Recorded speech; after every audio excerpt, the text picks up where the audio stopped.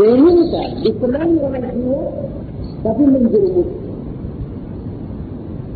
Itu yang dimaksud dengan kata Imam Al-Qurtubi, syahwat itu adalah segala sesuatu yang sesuai dengan selera jiwa. Wa tad'u ilaihi, dan syahwat itu pun yang mengundang jiwa untuk menghampirinya. Setiap jiwa manusia pada dasarnya mempunyai syahwat. Syahwat itu keinginan untuk menikmati apa yang ada di dunia ini. Makanya ayat tadi menyatakan zuyyina lin-nas hubbus syahawati minan nisa wal banin, terus wal qanatirul muqantarah minaz zahabi wal fiddah wal khairil musawwamah wal an'ami wal harth. Telah dihiasi manusia itu dengan syahwat terhadap wanita, terhadap anak-anak, terhadap harta-harta yang banyak, terhadap kuda-kuda pilihan, terhadap ternak-ternak dan sawah ladang. Kata Allah, zalika mata'ul hayatid dunya, semua itu kesenangan kehidupan dunia. Setiap orang pasti suka, sehingga Rasul SAW menyatakan 3 hal yang membuat aku betah di dunia. Pertama wanita, yang kedua parfum, yang ketiga adalah kekhusyuan di dalam sholat. Itu saja yang membuat betah di dunia itu. Nah, itu adalah termasuk di antara syahwat yang menghiasi manusia. Yang syahwat inilah yang menarik manusia untuk menelusuri jalan-jalan yang menuju ke neraka. Waliyadu. Selesai pembahasan kedua tentang rahasia banyaknya ahli neraka di akhirat nanti, disebabkan karena jalan yang menuju neraka itu ternyata dipenuhi dengan syahwat, hal-hal yang menyenangkan. Pembahasan ketiga dari pasal 6 ini adalah aktsar ma yadkhulun nar an-nisa. Kebanyakan orang yang masuk neraka itu akhwat, para wanita.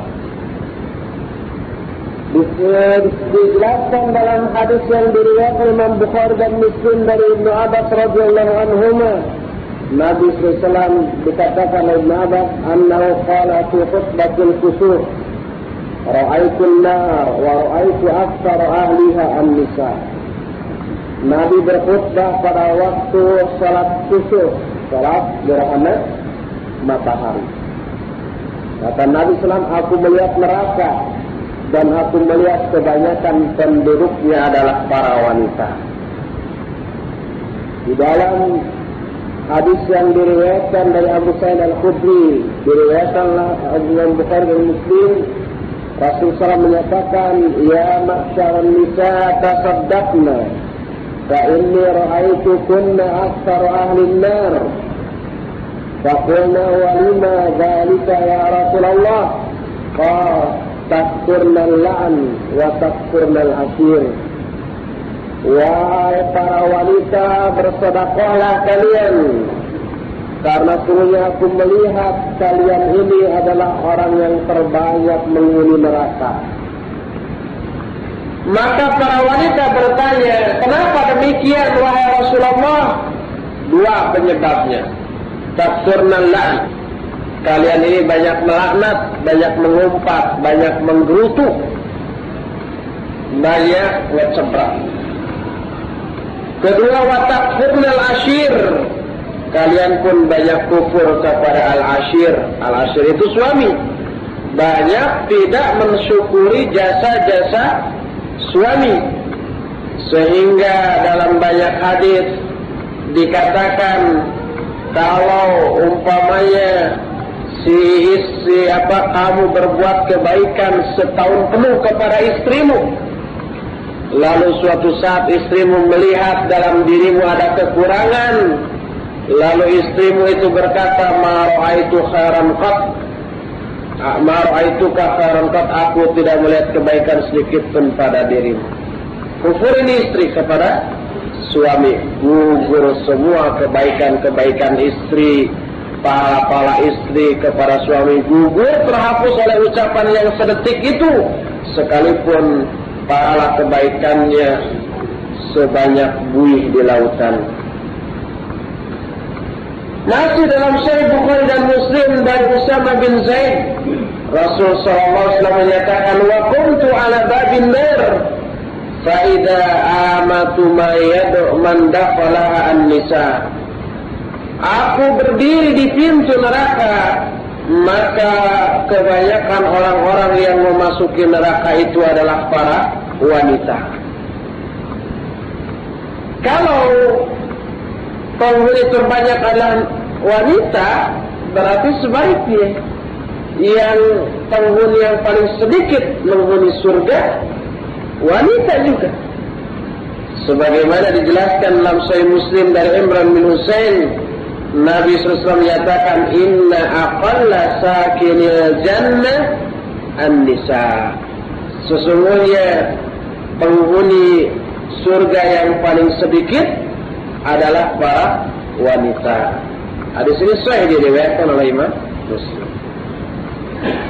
Tapi kan nanti setiap laki-laki yang masuk surga akan dapat pasangan dari wanita-wanita, dan ada yang memperoleh lebih dari satu. Ada yang memperoleh 70 bahkan lebih, sebagaimana orang yang mati syahid. Di dalam riwayat Ahmad dikatakan bahwa yu'tali syahid, akan diberikan kepada orang yang syahid 70 kamar. Satu kamarnya berisi 70 ranjang tempat tidur. Satu tempat tidurnya berisi 70 bidadari. Berapa tuh? 70 kali 70 kali 70. Lebih 49. Gimana 49? Lebih. Udah jangan hitung, jangan sibuk dengan itu. Kan berarti wanita lebih banyak daripada laki-laki. Tapi kok hadis tadi menyatakan laki-laki lebih banyak, wanita lebih sedikit daripada laki-laki di surga. Tidakkah itu bertentangan? Kata mu'allif tidak. Fa innal murada bin nisaa allawati min aktharin nar man kana minhunna min dzurriyyati Adam. Amma zawjatu ahlil jannah al-kafirat fahunna min huril ain. Yang dimaksud dengan wanita-wanita yang banyak menghuni neraka itu adalah anak turunan Adam, manusia. Adapun istri-istri ahli surga yang ada di surga kelak, mereka kebanyakannya hurul ain, bidadari-bidadari surga. Seperti dalam banyak ayat yang ada fihinna khairatun hisan. Terus fihinna khairatun hisan. Di dalam surga itu ada wanita-wanita yang baik-baik dan cantik-cantik.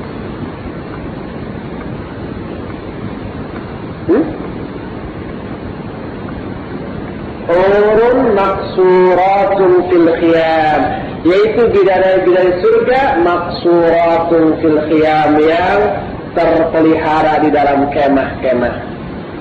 Qasiratut tarfi lam yatmithunna insun qablahum wala jan, yang terpelihara mata-matanya selalu tertunduk, tidak liar, tidak seperti wanita dunia. Qasiratut tarfi, yang mata-mata pandangan-pandangannya itu tertunduk. Lam yatmithunna insun qablahum wala jan, yang belum pernah disentuh sebelumnya baik oleh jin ataupun oleh manusia. Itu bidadari surga yang sudah Allah sediakan di surga. Masih kata mu'allif yang mengutip ucapan al-Imam Al-Qurtubi dalam kitab At-Tazkirah, wa innama kana an-nisa'u aqalla sakinil jannah lima yaghlibu alaihinna min al-hawa'i wal mail ila ajli zinatid dunya wa linuqsani uqulihinna an tanfudha basairaha ila al-ukhra. فيضعفن عن عمل الآخرة والتأهب لها ولميلهن إلى الدنيا والتزين لها ومع ذلك كنا أقوى أسباب الدنيا التي تصرف الرجال عن الآخرة لما فيهن من الهوى والميل لهن فأكثرهن معرضات عن الآخرة بأنفسهن صارفات عنها لغيرهن سريعات الانخداع لداعيهن من المعرضين عن الدين عسيرة الاستجابة لمن يدعوهن إلى الأخرى وعملها من المتقين. Hanyalah para wanita disebut penduduk surga yang paling sedikit karena mereka banyak dikuasai oleh hawa nafsu, juga dikuasai oleh kecenderungan kepada perhiasan dunia yang segera, juga disebabkan karena kurangnya akal mereka, akal para wanita, dan karena liarnya pandangan mereka kepada masalah lain, kepada masalah dunia. Mereka pun dari hal itu lemah dalam mengerjakan amalan untuk akhirat dan persiapan untuk menghadapi akhirat, juga karena kecenderungan mereka kepada dunia dan kemewahannya. Tapi walaupun demikian, para wanita ini merupakan sebab-sebab terkuat dari godaan dunia yang mampu memalingkan para laki-laki dari kehidupan akhirat. Karena wanita banyak laki-laki yang lupa diri, lupa akhirat, lupa segala macam. Karena apa? Karena dalam diri wanita terkandung tarikan hawa nafsu dan kecenderungan kepada mereka, sehingga kebanyakan para wanita memalingkan dari akhirat, baik terpaling dirinya sendiri ataupun memalingkan laki-laki karena dirinya sendiri. Mereka pun cepat sekali tertipu oleh orang-orang yang membutuhkan mereka dari para laki-laki yang berpaling dari ajaran Islam. Selain itu, laki-laki pun sulit asiratil istijabah liman yad'uhunna ilal ukhra. Jadi sulit sekali memenuhi para wanita sulit memenuhi panggilan-panggilan lelaki-lelaki yang memanggilnya ilal ukhra, kepada sulit untuk memalingkan mereka dari kepentingan yang lain, juga sulit untuk mengamalkan amalan-amalan orang-orang yang bertakwa. Tapi sekalipun demikian, kata mu'allif, wa ma'adzalik fafihinna shalihat katsir yaqumna hududallah wa yaltazimna syari'atahu wa yuti'na Allah wa rasulah wa yadkhulu minhunna jannah khalqun katsir fafihinna man yasbiqna katsiran minar rijal biimanihinna wa amalihinna shalihat. Sekalipun demikian, di kalangan para wanita juga banyak yang shalihat, yang melaksanakan hukum-hukum Allah, yang konsekuen dengan syariatnya, taat kepada Allah dan Rasulnya, dan akan masuk surga di kalangan para wanita dengan jumlah yang banyak. Bahkan di kalangan para wanita pun ada yang iman dan amal solehnya melebihi kebanyakan para laki-laki. Ada yang seperti itu. Inilah keterangan pembahasan yang ketiga dari pasal yang ke-6, yaitu tentang bahwa para penghuni neraka itu kebanyakan para wanita. InsyaAllah siang nanti kita akan masuk ke pasal yang ke-7, kira-kira jam 8 ya. InsyaAllah kita masuk. Untuk pagi ini kita cukupkan sampai di sini. Subhanakallahumma wa bihamdik, asyhadu an la ilaha illa anta, astaghfiruka wa atubu ilaik. Alhamdulillahirabbil alamin. Nahmaduhu wa nasta'inuhu wa nastaghfiruh wa na'udzu billahi min shururi anfusina wa sayyiati a'malina. Man yahdihillahu fala mudilla lahu wa man yudlil fala hadiya lahu. وأشهد أن لا إله إلا الله وحده لا شريك له وأشهد أن محمدا عبده ورسوله يا أيها الذين آمنوا اتقوا الله حق تقاته ولا تموتن إلا وأنتم مسلمون. أما بعد فإن أصدق الحديث كتاب الله وخير الهدي هدي محمد صلى الله عليه وسلم وشر الأمور محدثاتها وكل محدثة بدعة وكل بدعة ضلالة وكل ضلالة في النار. Ikhwati fillah, tadi kita sudah selesai membahas pasal yang ke-6 yang membahas tentang bahwa kebanyakan penghuni neraka itu adalah para wanita. Kita masuk pasal yang ke-7 tentang besarnya ukuran tubuh para ahli neraka. Dijelaskan bahwa para ahli neraka mempunyai ukuran tubuh yang sangat besar, yang tidak akan ada seorang pun yang mampu untuk mengukurnya kecuali penciptanya, yaitu Allah Subhanahu wa Ta'ala. Sebagaimana dijelaskan dalam hadis yang diterima dari Abu Hurairah radhiyallahu anhu, bahwa Rasul sallallahu alaihi wasallam bersabda, "Ma baina mankibai kafir finnar nasira salasati ayyamin lirraqibil musri'." Kata Rasul sallallahu alaihi wasallam, jarak antara kedua bahu orang kafir di dalam neraka sejauh perjalanan 3 hari bagi para penunggang kendaraan yang cepat. Jadi jarak antara dua bahunya itu ditempuh dengan kendaraan yang cepat itu 3 hari perjalanan. Hadis ini riwayat Imam Muslim.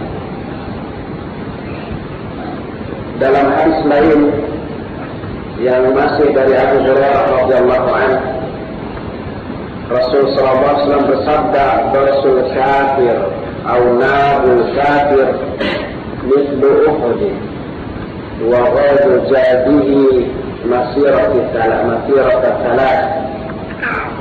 Geraham orang kafir atau taring orang kafir itu sebesar gunung Uhud. Sedangkan tebalnya kulit orang kafir di neraka, tebalnya itu setebal 3 hari perjalanan. Ini diriwayatkan juga oleh Imam Muslim di dalam Sahih Muslim, Kitabul Jannah, bab an-naru yadkhuluha jabbarun, di dalam Sahih Muslim juz 4. Qala, berkata Zaid bin Arqam, "Inna rajula min ahli an-nar la ya'budu lin-nar hatta yakuna darsun min adrasihi ka'uhud." Kata Zaid bin Arqam, sesungguhnya seseorang penduduk neraka sangat besar ukurannya bagi neraka, sehingga di gerahamnya pun itu sebesar gunung Uhud. Hadis lain dari Abu Hurairah radhiyallahu anhu, Rasul SAW bersabda, "Inna ghadha jadil kafir 42 dira'an wa inna dharasahu mithla Uhud wa inna majlisahu min jahannam ma baina Makkah wal Madinah." Kata Rasul SAW, sesungguhnya tebalnya kulit orang kafir setebal 42 hasta. Satu hasta itu hampir setengah meter. Jadi 42 hasta itu 21, hampir kira-kira 21 meter. 20 meter tebal kulit. Dan sesungguhnya di gerahamnya seperti Uhud, dan tempat duduknya di Jahannam sebesar antara Mekah dan Madinah. Sekitar 600 kilometer lebih. Hadis ini riwayat Tirmidzi, ada di dalam Mishkatul Masabih juz 3 halaman 103. Kata Muhaqqaq kitab ini, hadis ini oleh Tirmidzi dan Imam At-Tirmidzi menyatakan hadis ini hasan sahih. Si muhaqqiq itu menyatakan wa sanaduhu sahih, sanad hadis ini sahih. Hadis lain yang diriwayatkan oleh Imam Hakim dan Imam Ahmad diterima dari Abu Hurairah radhiyallahu anhu. Rasul sallallahu alaihi wasallam bersabda, "Darsul kafir yaumal qiyamah mithlu Uhud wa ardu jadihi 70 dira'an wa 'abduhu mithlu al-bayda wa fakhidhuhu mithlu warqan wa maq'aduhu minan nar ma baini wa baina rabbah." Kata Rasulullah SAW, gigi geraham orang kafir pada hari kiamat itu seperti Uhud. Sedangkan lebar kulitnya selebar 70 hasta. Sedangkan adudnya tangan bahu sampai siku, itu seperti al-bayda. Al-bayda itu nama sebuah gunung yang ada di Madinah di sana. Dan pahanya pun seperti warpan, sebesar warpan. Warpan pun nama sebuah gunung yang ada di sana. Tempat duduknya di dalam neraka sejarak antara aku dan Ubdah, salah satu tempat yang jauh dari Madinah. Hadis ini dikeluarkan oleh Imam Al-Hakim dan Imam Ahmad, dan Syekh Al-Albani hafizahullah memasukkan hadis ini ke dalam silsilah al-hadis as-sahihah yang terdapat di dalam juz 3 halaman 94. Kata mu'allif, wa hadha at-ta'zim li jasadil kafir liyazdada 'adabahu wa alamahu. Bahwa besarnya jasad orang kafir ini untuk lebih memperdahsyat siksa dan rasa sakit, untuk menambah siksa dan rasa sakit. Kata Imam An-Nawawi ketika mensyarah hadis-hadis yang diriwayatkan oleh Imam Muslim tadi, beliau katakan hadza kulluhu likaunihi ablagh fi ilanihi wa kullu hadha maqdurun lillahi ta'ala yajibul imanu bih bi akhbaris sadiq bih. Kata Imam An-Nawawi, semua ini keadaan seperti tadi, besarnya ukuran tubuh ahli neraka, agar lebih dahsyat di dalam menyakitinya. Semua ini ditakdirkan atau ditetapkan oleh Allah yang wajib kita imani berdasarkan kabar-kabar yang benar darinya. Demikian Imam An-Nawawi dalam syarah Sahih Muslim juz 17 halaman 186. Ibnu Katsir ketika mengomentari hadis-hadis tadi berkata, liyakuna dzalika anka li ta'dzibihim wa a'zam fi ta'bihim wa lahibihim kama qala syadidul iqab liyaduqul adab. Kata Imam Ibnu Katsir, keadaan demikian bahwa ukuran tubuh orang ahli neraka itu sangat besar, itu untuk memperdahsyat dalam siksaan mereka dan lebih memperhebat rasa lelah dan penderitaan mereka, sebagaimana telah berfirman Allah yang maha keras siksanya dalam salah satu ayat, liyadzuqul azab, agar mereka merasakan azab. Ini dikatakan Imam Ibnu Katsir di dalam kitab An-Nihayah susunan Imam Ibnu Katsir juz 2 halaman 139.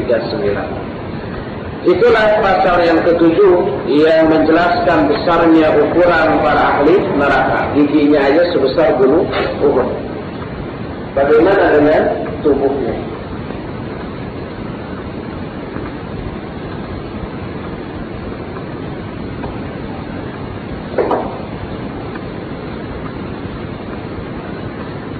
Kita masuki sekarang pasal yang ke-8 yang walaupun ini sudah dibahas pada waktu tarawih. Kapan? beberapa hari yang lalu tentang makanan dan minuman serta pakaian ahli neraka, tetapi saat itu pembahasannya disederhanakan, tidak seluruhnya, disesuaikan dengan jumlah atau kemampuan mustami yang hadir saat itu.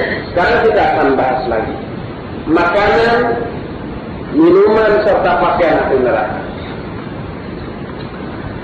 Makanan ahli neraka adalah dhari' dan zakum. Sedangkan minuman mereka adalah hamim dan ghislin serta ghusaq. Kata Allah dalam Al-Ghasyiyah, "Laisa lahum ta'amun illa min dhari' la yusmin wa la yughni min ju'." Mereka tidak mempunyai makanan di neraka kecuali dhari' yang tidak mengenyangkan dan tidak bisa menutupi rasa lapar.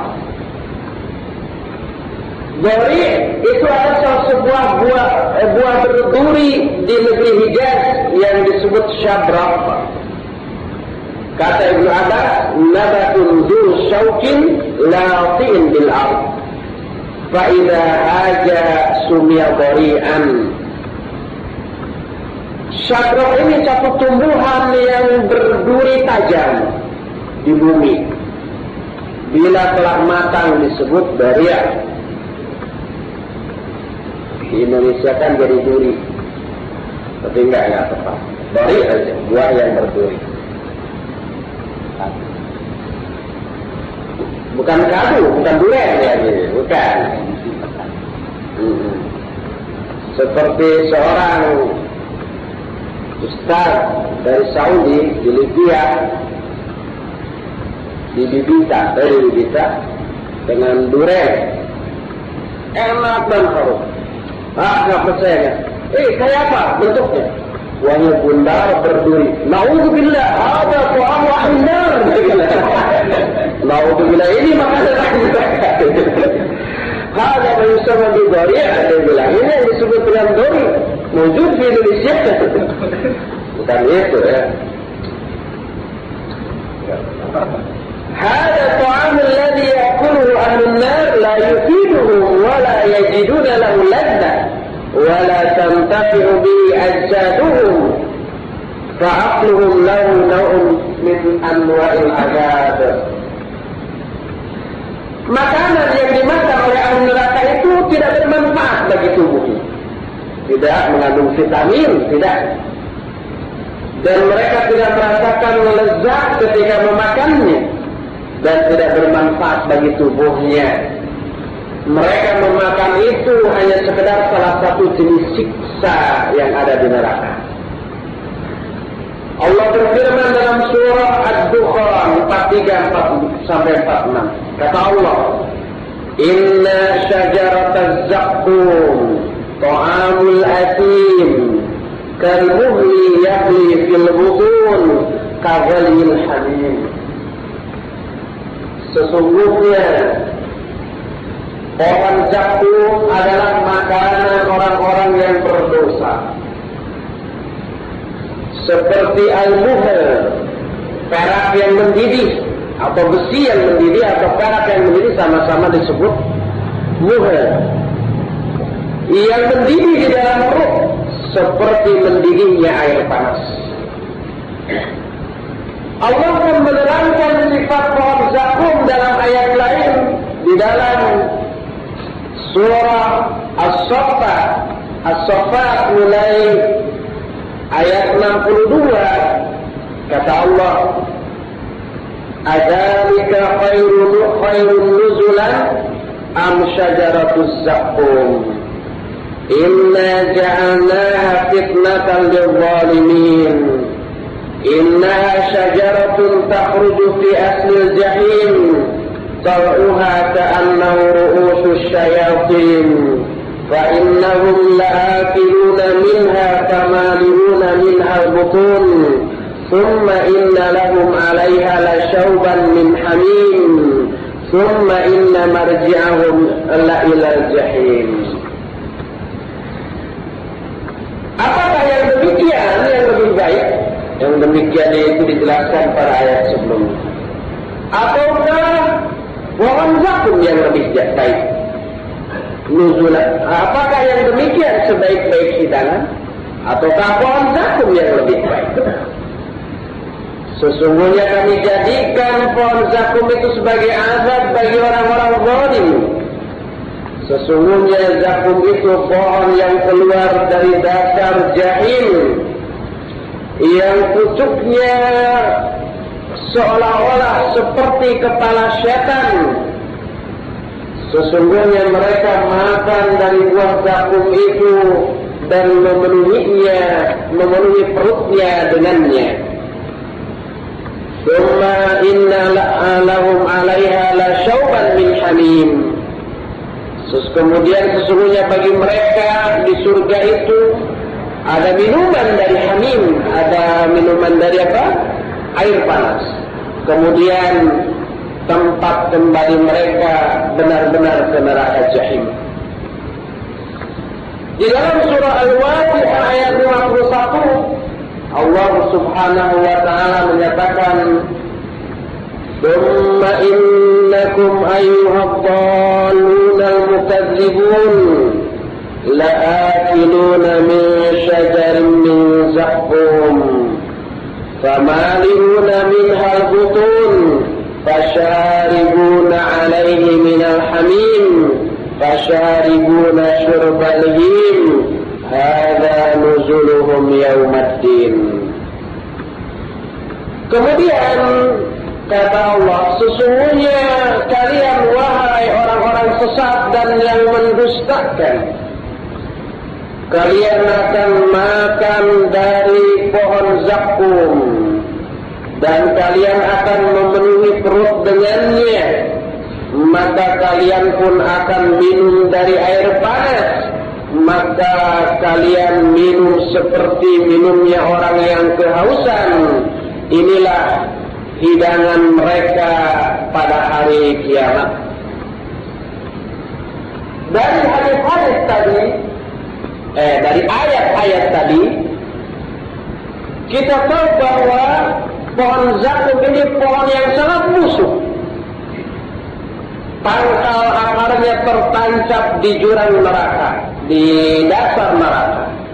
Sedangkan cabang-cabangnya memenuhi di seluruh penjuru neraka.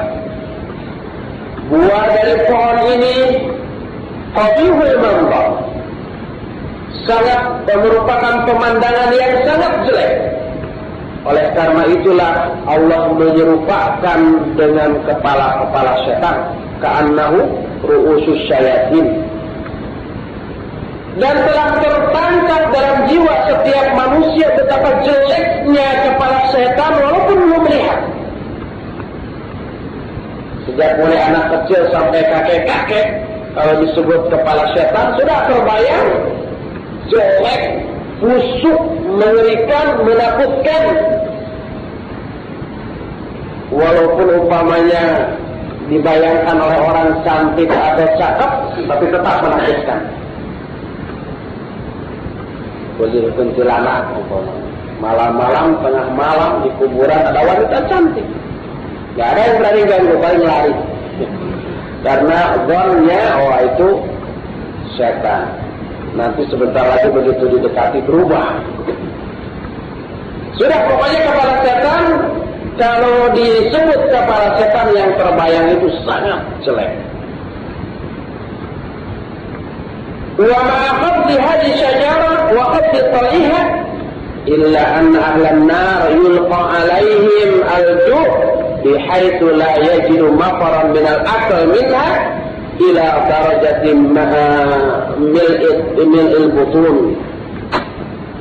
فإذا امتلئت بطونهم أخذت تغلي في أجوافهم حتى كما يغلي الزيت فيجدون لذلك آلاما مبرحة.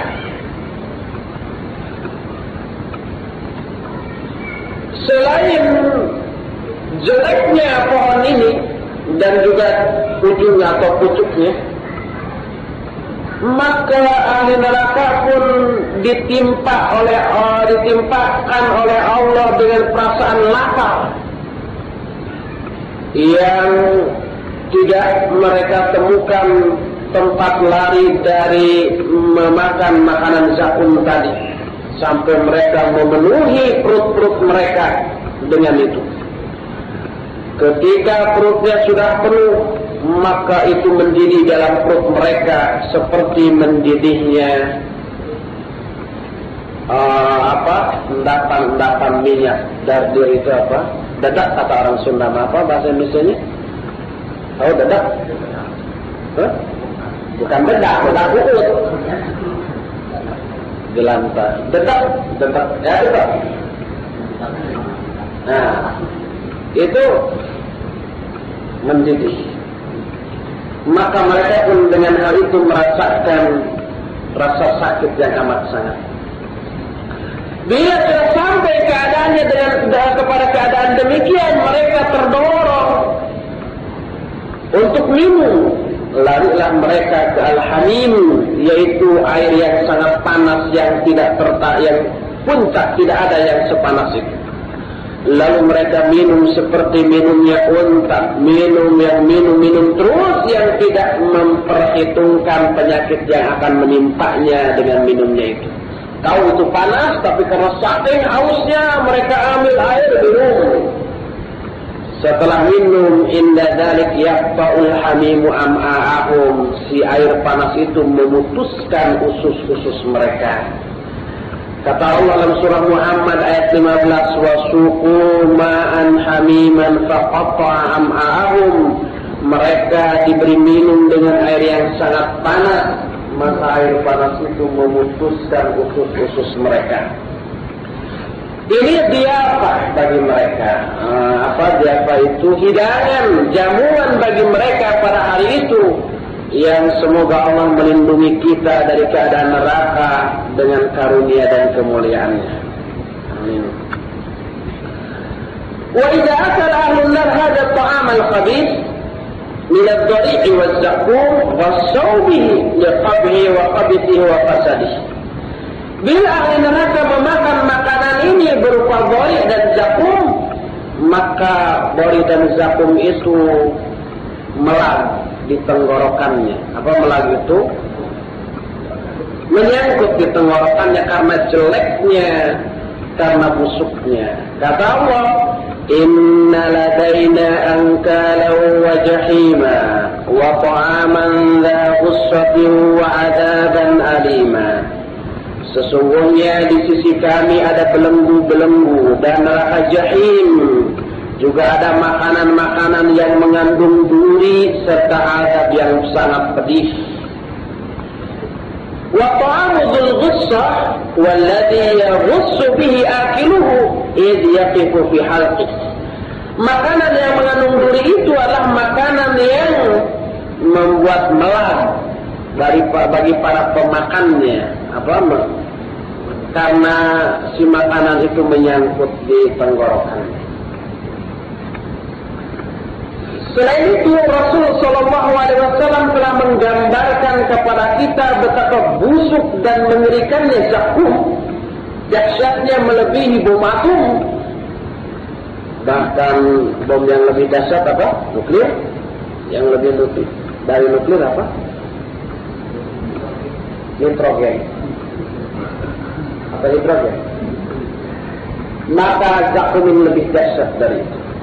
Kata Rasulullah SAW, "Lau anna qatratan min az-zakum qutirat fi dari dunya la afsadat ala ahli al-ardi ma'aishahum fa kaifa biman yakulu ta'amah." Seandainya satu tetes dari zakum diteteskan ke dunia ini, rusak sudah kehidupan seluruh penghuni dunia. Maka bagaimana dengan orang-orang yang zakum merupakan makanannya? Hadis ini riwayat Tirmidzi dan Imam At-Tirmidzi menyatakan hadis ini hasan sahih, termuat dalam kitab Mishkatul Masabih juz 3 halaman 105. Selain bori dan zakum, di antara makanan ahli neraka ada lagi yang disebut ghislin. Seperti yang dinyatakan oleh Allah di dalam surah Al-Haqqah ayat 35 sampai 37. Kata Allah, "Falaisa lahul yawma hauna hamim, wala ta'amun illa min ghislin, la ya'kuluhu illa al-khatirun." Maka pada hari itu dia tidak mempunyai teman di sana, tidak juga mempunyai makanan kecuali ghislin, yang ghislin ini tidaklah dimakan kecuali oleh orang-orang yang bersalah. Bahkan ada lagi selain ghislin yang disebut wasaq, seperti yang termuat dalam surah Shad ayat 58, 57, 58. Kata Allah, "Wa hadza falyaduquhu hamimun wa ghassaq wa akharu min syaklihi azwaj." Inilah, maka hendaklah mereka merasakannya, merasakan hamim dan ghassaq. Hamim kita tahu yaitu air yang sangat panas, dan ghassaq dan siksaan lainnya dari bentuk yang berbeda-beda. Ghislin dan ghassaq maknanya sama. Apa maknanya? Masalah min juludi ahli nar minal qaydi was-sadid, yaitu apa-apa yang mengalir dari kulit-kulit ahli neraka berupa nanah dan dicampur darah. Nanah campuran darah, itulah ghassaq dan ghislin. Menurut pendapat lain, mayasilu min furujin nisa'il zawani wa min natli luhumil kafar wa juludihim. Menurut pendapat lain, ghislin dan ghassaq itu adalah apa-apa yang mengalir dari faraj wanita-wanita pezina, atau daging-daging bau orang-orang kafir dan kulit-kulit mereka. Kata Imam Al-Qurtubi, ghislin atau ghassaq itu adalah huwa asaratu ahli nar, ampas-ampas ahli neraka. Ini dijelaskan Siddiq Hasan Khan di dalam Yaqda'ul I'tibar halaman 86. Allah Tabaraka wa Ta'ala telah mengabarkan bahwa ghislin itu salah satu jenis wahid min anwa' katsira, salah satu jenis di antara banyak jenis. Yang jenis ini sangat mengerikan dan sangat busuk. Jadi kita tahu makanan ahli neraka adalah selain bari', zakum, juga ghislin dan ghassaq. Adapun minuman ahli neraka adalah hamim, seperti yang dijelaskan dalam surah Muhammad 15 tadi. Wasuqu ma'an hamiman faqata'a ma'ahum. Mereka diberi minum air panas yang memutuskan usus-usus mereka. Di dalam surah Kahfi ayat 29 dijelaskan lagi. Wa iyastaghithu yughathu bima'in kalmuhli yashbil wujuha bi'sa syarab wa sa'at murtafaqa. Dan apabila mereka minta minum, maka mereka diberi minum dengan air seperti timah yang mendidih, yang menggosongkan wajah-wajah. Itulah sejelek-jelek minuman dan seburuk-buruk tempat istirahat. Dalam surah Ibrahim 16:17 kata Allah, wa yusqa min ma'in sadidin yatajarra'u wa la yakadu yusighu. Mereka diberi minum dari air yang nanah yang bercampur darah. Dia meneguknya, meminumnya, hampir-hampir mereka tidak sanggup menelannya. Dalam surah Shad ayat 57 kata Allah, hadza falyaduqu hamimun ghassaq. Ini sudah dijelaskan tadi. Ayat-ayat yang tadi dijelaskan menerangkan kepada kita bahwa ada 4 jenis minuman